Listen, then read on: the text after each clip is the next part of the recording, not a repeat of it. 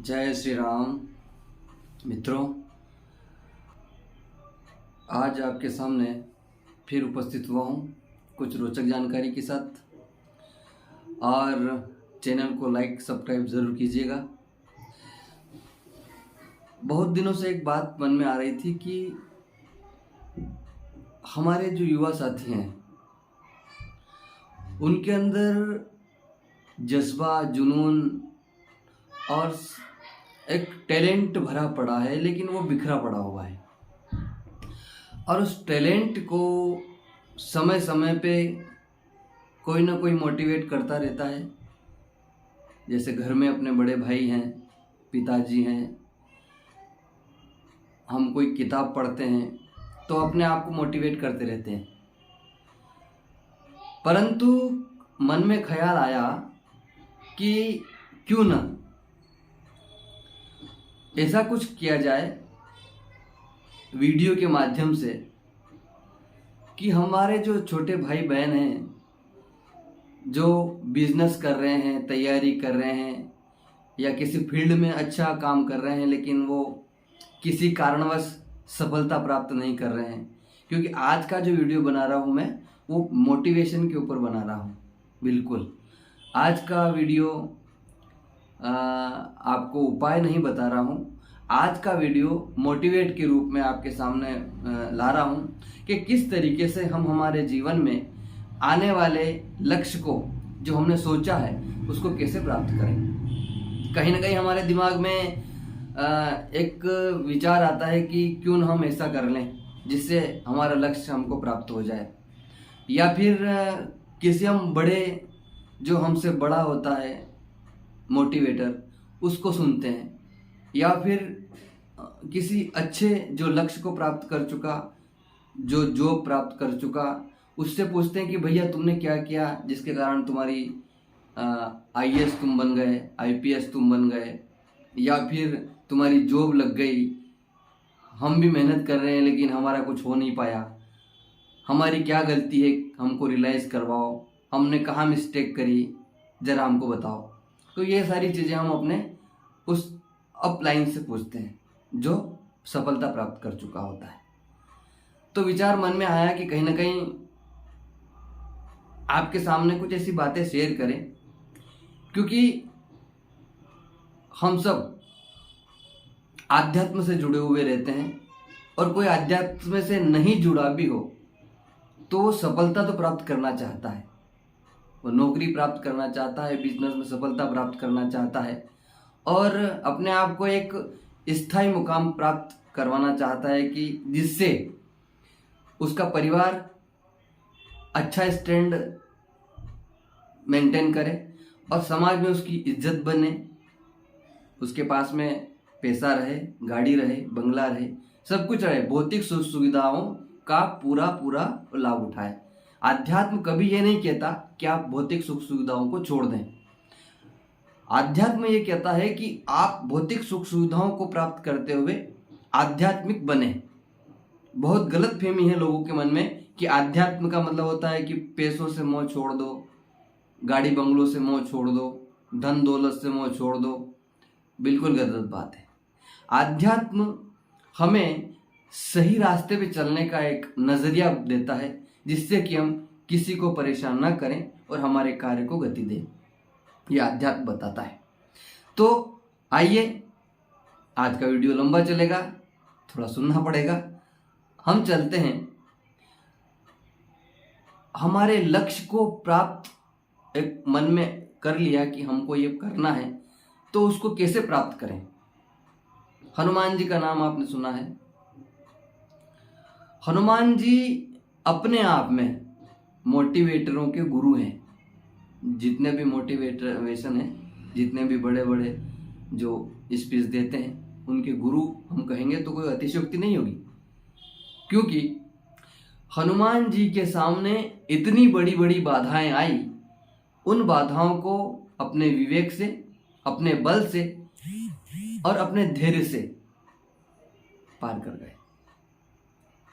अब वो बाधाएं चाहे सुरसा के रूप में आई, क्योंकि आपको पता है रामचरितमानस सब लगभग सुनते ही हैं। जब सीता माता की खोज करने जा रहे थे तो सुरसा आ गई। देवताओं ने एक राक्षसी भेजी कि जाओ इसकी परीक्षा लेके आओ कि ये कार्य करके आएगा कि नहीं आएगा। तो सुरसा आई। सुरसा ने कहा कि मैं तुझे खाऊंगा। हनुमान ने कहा कि राम काज करने दे, उसके बाद खा लेना। लेकिन सुरसा ने बोला नहीं, पहले खाऊंगी। हनुमान जी ने उस वक्त बुद्धि का परिचय दिया। किसका दिया? बुद्धि का परिचय। और बुद्धि का परिचय देकर सुरसा ने जैसे मुंह बढ़ाया, उन्होंने और आकार बढ़ा लिया। जैसे ही उन्होंने और मुंह बढ़ाया और आकार बढ़ा लिया।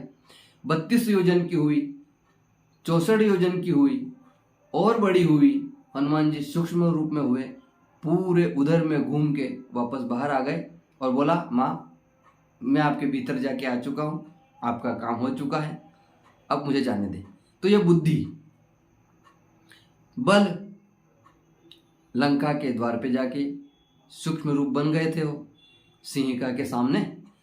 तो बल, बुद्धि, विद्या सबका उन्होंने उपयोग किया।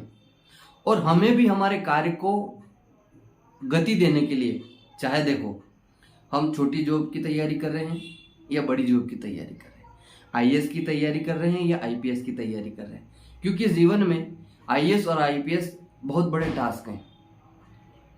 इतने बड़े टास्क है कि आदमी 2 बार सोचता है कि करूं कि नहीं करूं। और अगर आपने सोचा और किसी को कहा तो आपकी हंसी उड़ाना चालू हो जाएंगे लोग। अरे रहने दे, आईएएस बनेगा तो छोटी मोटी जॉब कर ले। तो आपका मोटिवेशन जो है, आपका विल पावर वहीं खत्म कर देते हैं बाहर के लोग, आपको आगे बढ़ने नहीं देते। जब आप अपना कोई लक्ष्य या अपना कोई सपना अपने पड़ोसियों को, अपने दोस्तों को बताते हो तो पहले वो सीढ़ी होती है आपके विल पावर को मजबूत करने की या खत्म करने की। आपने जैसे अपने दोस्तों को बताया, अरे यार 12वीं कर ली, अब आईएएस की तैयारी करेंगे, आईपीएस की तैयारी करेंगे, तो दोस्तों कहा रहने दे, मत कर, टीचरशिप की नौकरी कर ले, बीएड कर ले, मिल जाएगी नौकरी, बड़े बड़े सपने मत देख। फिर वो उदाहरण देते हैं, अरे देख मेरी मौसी का लड़के ने किया था, आईएएस की तैयारी करने की कोशिश करी थी और वो आईएएस बन नहीं पाया, छोटी नौकरी भी नहीं मिल पाई उसको। तो आपका जो आपका दिमाग है वहाँ लेके जाएगा। फिर आपको, हाँ यार बात तो सही कह रहा है।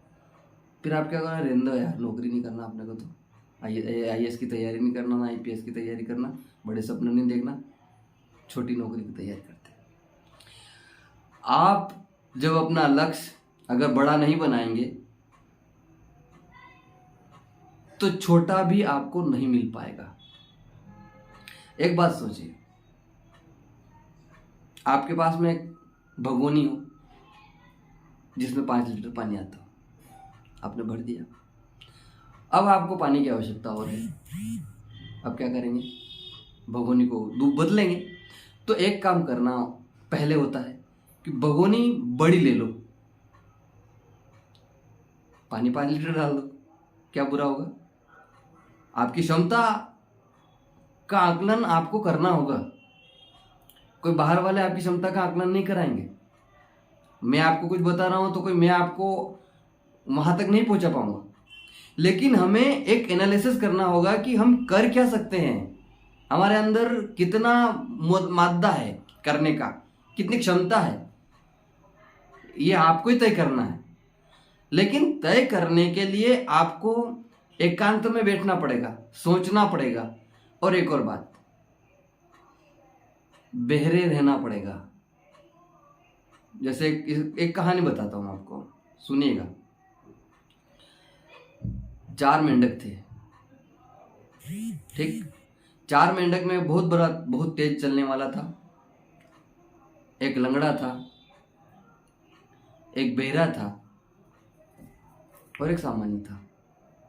ऐसे करके 4 मेंढक थे। घर वालों को बोला कि हम पहाड़ चढ़ेंगे, तो घर वालों ने कहा कि मत चढ़ो, मर जाओगे, ऊपर धूप है, ऑक्सीजन का दबाव कम है, मर जाओगे।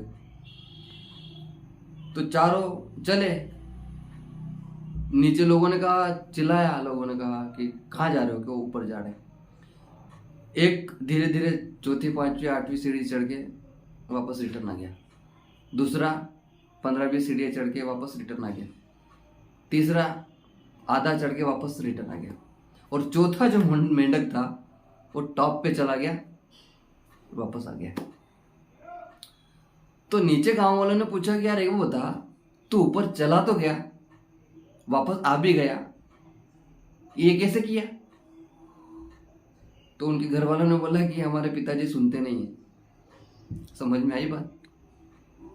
ये कहानी हमको ये दर्शाती है कि बेरे का मतलब ये नहीं है कि कान से बेरे हो। आपने अगर कोई गोल तय कर लिया कि मुझे ये बनना है, आईएएस बनना है, आईपीएस बनना है, प्रोफेसर बनना है, या अच्छा कोई अपने समाज में स्टैंडर्ड लेवल का काम करना है, बिजनेस करना है तो एक टॉप लेवल पर करना है, कोई भी लक्ष्य हो अपना XYZ, उस लक्ष्य को अगर आपने सोच लिया कि ये करना है तो आपको पहले दूसरों की बातों को सुनना बंद करना पड़ेगा और अपने वेल विशरों की बातें सुनना चालू करना पड़ेगा। आपके वेल विशर कौन?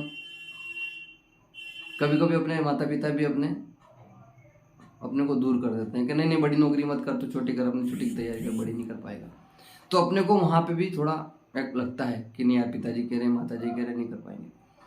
तो अपने को पहले पेशेंस रखना पड़ेगा और अपने आप के ऊपर भरोसा रखना पड़ेगा कि मैं कर सकता हूँ, आई कैन डू इट। फिर लक्ष्य निर्धारित करो, उसके संबंधित जानकारी प्राप्त करो, जो भी लक्ष्य हो। बिजनेस कर रहे हो तो टॉप बिजनेसमैनों की हिस्ट्री पढ़ो। जॉब करना चाहते हो, आईएएस आईपीएस बनना चाहते हो तो उनके टॉप जो स्टूडेंट रहे हैं और उन्होंने अचीव हासिल कर लिया, बढ़ गए आगे, उनको सुनो, उनको देखो, उनकी हिस्ट्री फॉलो करो। उन्होंने किस किस तरीके से संघर्ष किया, कौन से नोट्स तैयार किए, किस तरीके से वहाँ पहुँचे, वो सोचो। ये सारे सोचने के बाद, ये सारे देखने के बाद तय करो कि अब मैं कर पाऊंगा क्या। जब आप तय कर लो कि अब मुझे करना है ये काम, तो उसके बाद मेंढक वाला स्लोगन अपना लेना, 10 जनों की बातें नहीं सुनना, अपने लक्ष्य को फोकस करना, अपने टाइम को मेंटेन करना, अपनी दैनिक दिनचर्या को मेंटेन करना और अपने लक्ष्य की तरफ बिल्कुल, जैसे घोड़ा रहता है, घोड़े के दोनों तरफ वो बांधते हैं चमड़े के। वो इसलिए बांधते हैं कि आपने घोड़ा देखा होगा कि घोड़ा जब दौड़ता है तो उसकी निगाहें इधर उधर न जाए, स्ट्रेट देखे, ताकि वो लक्ष्य को हासिल कर ले। अगर वो इधर उधर देखेगा तो घोड़ा भटक जाएगा। तो इसीलिए एक घोड़ा जब घोड़े के आसपास आंखों के पास में वो बांध दिया जाता है, उसी प्रकार हमें संयम का, नियम का, मन के भटकाव का, इन सारी चीज़ों का ध्यान रखना पड़ेगा। मन का भटकाव भी आता है क्योंकि देखो टीन एज होती है, किशोरावस्था आ जाती है, तो किशोरावस्था में एक फीमेल के प्रति आकर्षण बढ़ जाता है व्यक्ति का, और अगर आपका उधर आकर्षण बढ़ा तो आपकी तैयारी पे असर पड़ेगा, फिर आपकी तैयारी नहीं हो पाएगी। तो एक ब्रह्मचर्य का पालन बहुत जरूरी है, भटकाव ना हो इसका भी ध्यान रखें। आध्यात्म के क्षेत्र में भी रुचि रखें, क्योंकि आपको संयम, नियम, अनुशासन आध्यात्म देगा। इसलिए आपको ये नियम इनके ऊपर फोकस रखना पड़ेगा। सारी चीज़ों को जब आप करेंगे, रियलाइज करेंगे, मेंटेन करेंगे, दैनिक जीवन में उतारेंगे और एक एक करके उतारेंगे। ऐसा नहीं है कि सब आज एक दिन कर लिया, नहीं, धीरे धीरे। जैसे आप मान लो आप 8 बजे उठते हो तो उसको धीरे धीरे 7:30 बजे करो, फिर 7 बजे करो, 6:30, 6, 5:30, 5, 4, बस। आप धीरे धीरे करोगे तो आपका जीवन सुधरेगा, एकदम नहीं। हम क्या करते हैं, बात सुन के जोश में आ जाते हैं और उसी दिन सारा काम कर लेते हैं, गलत बात है। कोई भी कार्य अगर करना है तो उसकी धीरे धीरे 1 by 1 स्टेप करके चलें, बिल्कुल आप आगे बढ़ेंगे और बिल्कुल आपका जो गोल है वो प्राप्त करेंगे।